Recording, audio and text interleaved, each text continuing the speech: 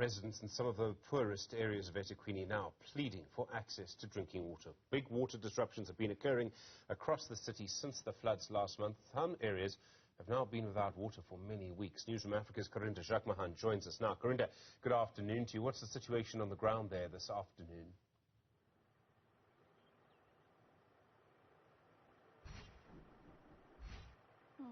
Well, Stephen, we were here early this morning.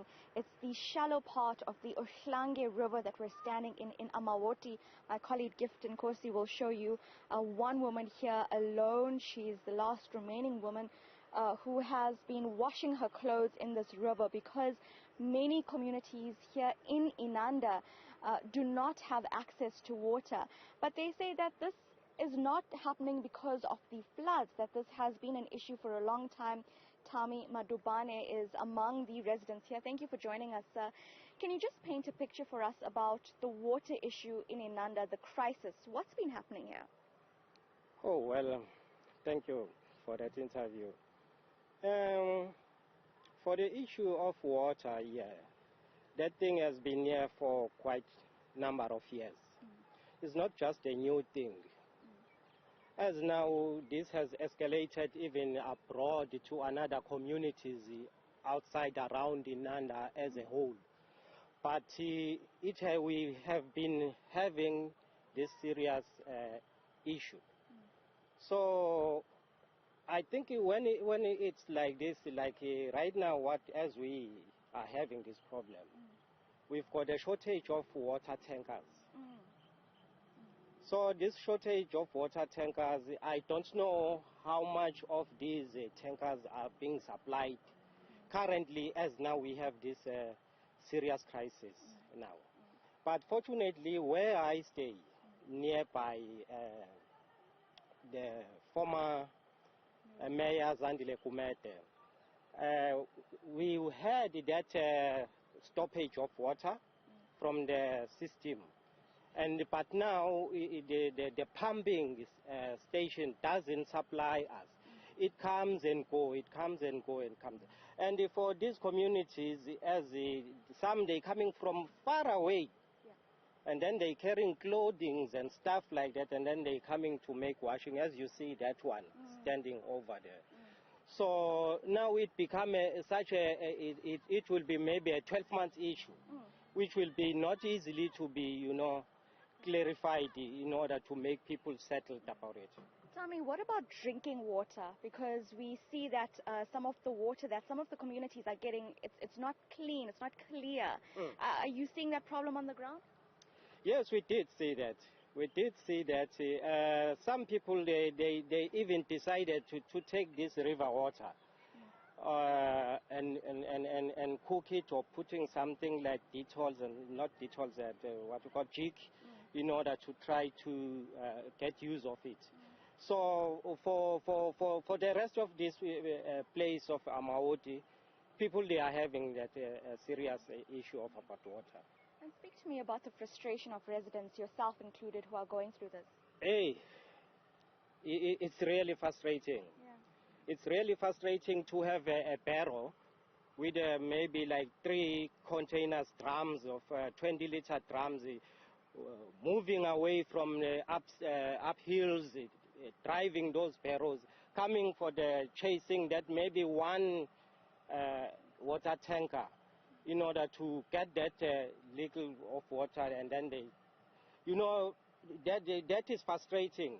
Yeah. In sometimes you find people running at 2 o'clock running for a water tanker.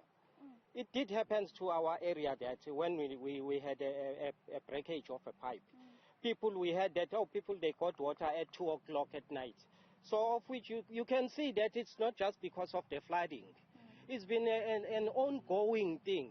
And I don't understand, we've got councillors and the members of the communities, who are representatives.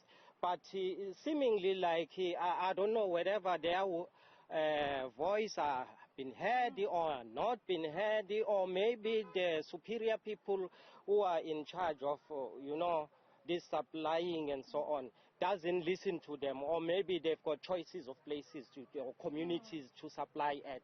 But from my side, that's what I have experienced so far. So tell me, lastly, the government, do you feel that they are doing anything to help you at this point? Whatever they say, they trying. Right now, as you can see, as now they trying to putting the construction in order to get it that pipe supply and so on and so on. Before that thing should be already by that time. Tommy Madubane, thank you so much for speaking to us there, just explaining his frustration as a resident, saying that while people are looking urgently for water supply, this has been an ongoing issue with people carrying buckets of water. We see that on the street above us. As you go through this road, most people carrying wheelbarrows with buckets waiting for water tankers. That's really the situation here in Mawande, in Indaba. Karinda, Jagmohan live with those water problems in the area around eThekwini. Thank you very much indeed for that live update. Well, even talks of a fifth wave of coronavirus infections can't appear to dampen the spirits of the South African tourism community. Thousands of international delegates have now arrived in the same place where Karinda's been reporting from for the 2022 edition of Africa's Travel Indaba. African destinations are planning to use the trade show, to woo back foreign travellers. Our reporter, Mawande Kheswa, is there for us. Mawande, good afternoon to you. Welcome to Newsfeed. What are you expecting there over the next few days? Good afternoon, Stephen. Well, we're expecting a lot of business to take place.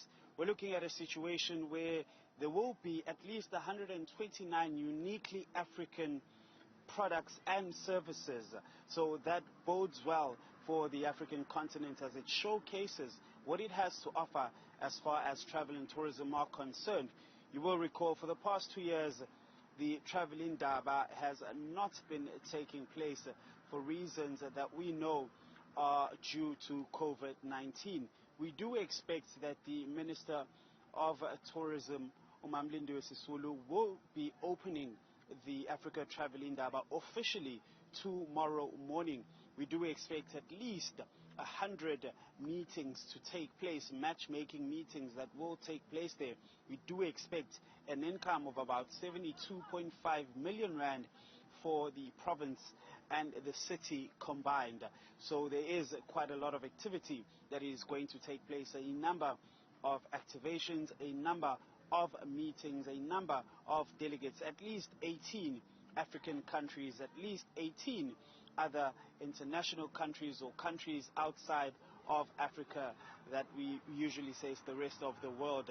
We do expect that there will be at least 500 buyers, and these will include exhibitors as well, such as airlines, travel agents, and they'll be among those who will be exhibiting. The ecosystem around travel and tourism is quite vast, because even people who are selling various beadworks at the beach, who are selling ornaments and so forth, will benefit from the Travel Indaba, and not just those who will be on the floor exhibiting and showcasing what they have to offer.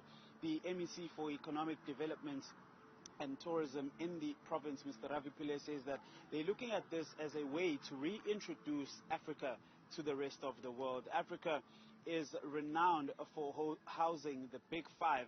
Its wide diversity of animals, its wide diversity in terms of the game reserves, game resorts that we do have. We also do have blue flag beaches in South Africa. There's at least 48 of them in the country, with the bulk of them being shared amongst the Western Cape as well as KZN in Durban. So that is something that is quite unique. We do have World Heritage sites that people from the rest of the world outside of Africa will come and actually see. So it is seen as a way to reboot and restart things and say that this is Africa, this is what we have to offer. And so those activities really will be tantamount and paramount, rather, in ensuring that our travel industry really is reinvigorated. In the previous years, last year in particular, the focus was on domestic tourism because there were still quite a number of restrictions as far as international travel is concerned. So the focus was on domestic travel. Now that things have opened up, international travel is welcomed again because that's where the bulk of the income comes from in terms of the visitors. We're looking at countries such as the UK, the US, which really are the bulk of the visitors, international travelers that we often at times have. And so those countries, really, there will be a focus in selling what Africa has to offer to them. Mawande, Kheswa, thanks very much indeed. Do appreciate that live